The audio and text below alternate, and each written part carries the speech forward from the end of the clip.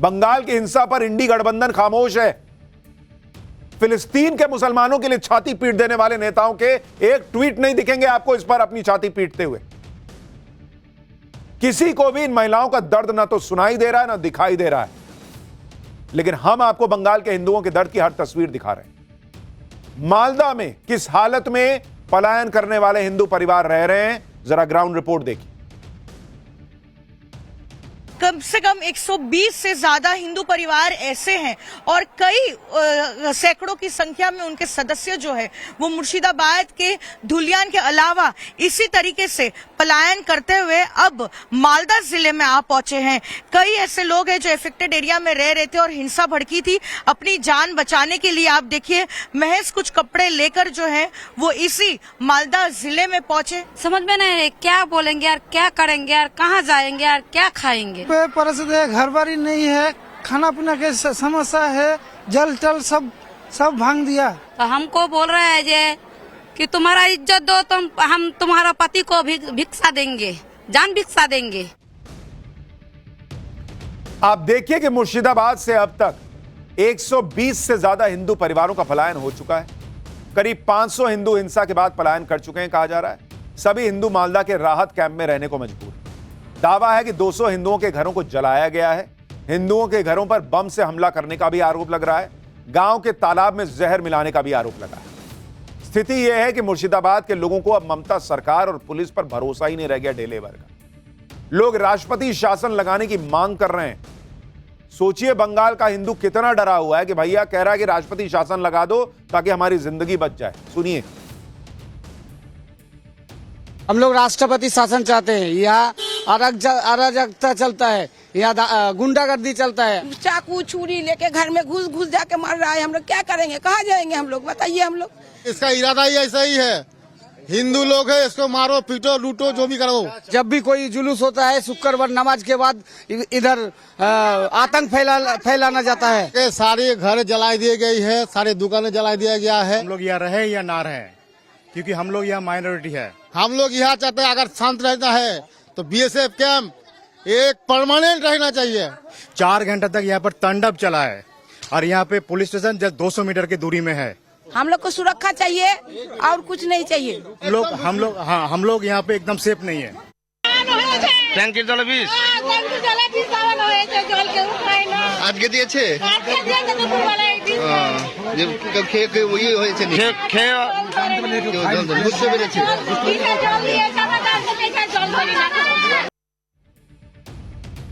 जो नेता मुसलमानों को खरोंच तक लगने पर आसमान सिर पर उठा लेते हैं, सड़कें घेर के प्रोटेस्ट शुरू हो जाता है, वो हिंदुओं की हत्या, हिंदुओं के पलायन पर खामोशी साधे हुए। ओवैसी से जब बंगाल हिंसा के बारे में पूछा गया तो कहने लगे कि वो बंगाल सरकार के प्रवक्ता नहीं है। ऐसे तो छाती पीट लेते हैं, एक और मस्जिद शहीद नहीं होने दूंगा, और हिंदुओं पे अत्याचार हो रहा है तो बंगाल सरकार के प्रवक्ता नहीं है।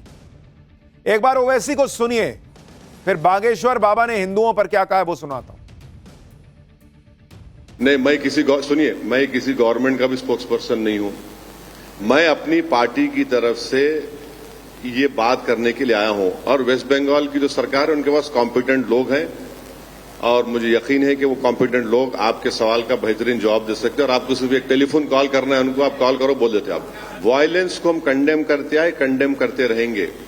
मैं अभी आपको बोला कि प्रोटेस्ट होना और पीसफुल होना, किसी भी किस्म का वायलेंस जो होगा वो कंडेमनेबल है। वायलेंस नहीं होना चाहिए, पीसफुल प्रोटेस्ट होना चाहिए। हिंदू घर छोड़कर जाने को मजबूर हो गया, कह रहे हैं हम निंदा करते हैं। तो बॉस ये निंदा सबके लिए कीजिए, बाकी जगह जो है वो 15 मिनट पुलिस हटा लेने वाला हिसाब नहीं होना चाहिए। फिर सबके लिए तराजू बराबर रखिए। बंगाल में हिंदुओं पर हो रहे हमलों पर पूरा इकोसिस्टम सन्न हो गया है, सुन्न पड़ गया है। इन लोगों के मुंह से आवाज नहीं निकल रही। क्यों? क्योंकि जो भीड़ हमला कर रही थी वो इनका वोट बैंक है, मुसलमान है वो। अगर वो गलत कर रहा है तो गलत नहीं बोल सकते हो आप, लेकिन हिंदुओं के हक की आवाज उठाने वाले बागेश्वर बाबा मुर्शिदाबाद में हिंदू पलायन पर भड़के हुए हैं। बागेश्वर बाबा ने चिंता जताई कि अगर ऐसा ही चलता रहा तो दूसरे राज्यों से भी हिंदुओं को भागने पर मजबूर होना पड़ेगा। सुनिए एक बार। हिंदू पलायन कर रहा है और इस प्रकार अगर भागता रहेगा तो वो दिन दूर नहीं है जब मध्य प्रदेश से भी हिंदू भागेगा, महाराष्ट्र से भी हिंदू भागेगा, गुजरात से भी हिंदू भागेगा। हिंदू डरा हुआ है और डराया जा रहा है, विशेष प्रायोजित तरीके से डराया जा रहा है। ये इस देश का दुर्भाग्य है, खास करके हिंदुओं का दुर्भाग्य, क्योंकि हिंदू न एकजुट है न जगा हुआ है, इसलिए ऐसा कृत्य हो रहा है। पर जल्दी ही इस पर रोक लगेगी, हमें भरोसा है।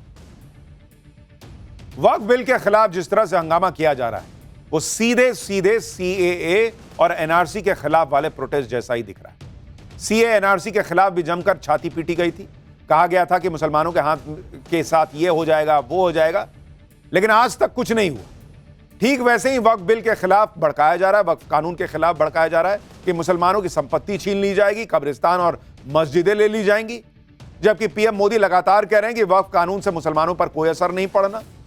कागज दिखाओ, बताओ कि हां भाई हमने वक्फ किया है, कुछ नहीं होगा। वक्फ के नाम पर हो रही लूट बंद होगी, यह जरूर होगा। साथ ही पीएम मोदी ने यह भी कहा कि अगर वक्फ संपत्ति का ठीक से इस्तेमाल होता तो मुसलमानों के बच्चे पंचर नहीं बना रहे होते। सुनिए एक बार। आज ईमानदारी से उसका उपयोग हुआ होता तो मेरे मुसलमान नौजवानों को साइकिल के पंक्चर बना करके जिंदगी नहीं गुजारनी पड़ती। लेकिन इससे मुट्ठी भर भू माफिया का कोई भला हुआ। सैकड़ों विधवा मुस्लिम महिलाओं ने भारत सरकार को चिट्ठी लिखी, तब जाके कानून की चर्चा आई है। देश के प्रधानमंत्री की बात पर प्रदर्शनकारियों को भरोसा नहीं है, बल्कि उन लोगों के बहकावे में आ रहे हैं जिन्होंने सालों से मुसलमानों को डराकर अपनी पॉलिटिक्स की। अब तो यह हाल है कि बंगाल का हिंदू खुल के कह रहा है कि वो सुरक्षित नहीं, उसे राज्य की पुलिस पर भरोसा नहीं और इसलिए लगातार पलायन हो रहा है। मुर्शिदाबाद में हिंदुओं के पलायन की लाइव तस्वीर देखिए। हमारी टीम हिंसा की कवरेज के लिए शमशेरगंज इलाके में गई थी, जो मुर्शिदाबाद में ही आता है। यहां हमारी टीम लोगों से हिंसा के बारे में बात कर रही थी और इस दौरान हिंदू परिवार पलायन कर रहे थे। किसी के हाथ में झोला था, किसी के हाथ में थैला था, बस किसी तरह से इलाके से निकल जाना चाहते थे दिन रहते रहते। सुनिए पलायन करने वाले लोगों ने क्या बताया। तो यहाँ से कई ऐसे परिवार हैं जो घर छोड़कर जा चुके हैं और जो नहीं गए हैं तो वो आज यहाँ पे तैयारी कर रहे हैं जाने की। और कुछ पुरुष ऐसे भी हैं जो खुद यहाँ रह रहे हैं लेकिन अपने ही देखिए, हम आपको तस्वीर में देखिए सामान लेकर जो है आप देखिए। दादा क्या परिस्थिति, आपको घर छोड़कर जाना पड़ रहा है? हिंदू लोग पालाचे देखें, बोलो ना बोलो ना जाना पड़ रहा है। देखिए आपके हाथ में हम देख रहे हैं थोड़ा बहुत, आप तो ज्यादा सामान भी नहीं ले पाए हैं दीदी, आप तो थोड़ा ज्यादा सामान भी नहीं ले पाए। घर में सभी घर में आपके घर पे लूट भी हुई है। देखिए आप देखिए ये है हिंदू परिवारों की स्थिति। ये महिला जो है वो रो रही है और उनके परिवार के सदस्य के साथ वो पलायन करने को जो है मजबूर हुई है। आप सोच रहे हैं बॉस की क्या तस्वीर है वहां की।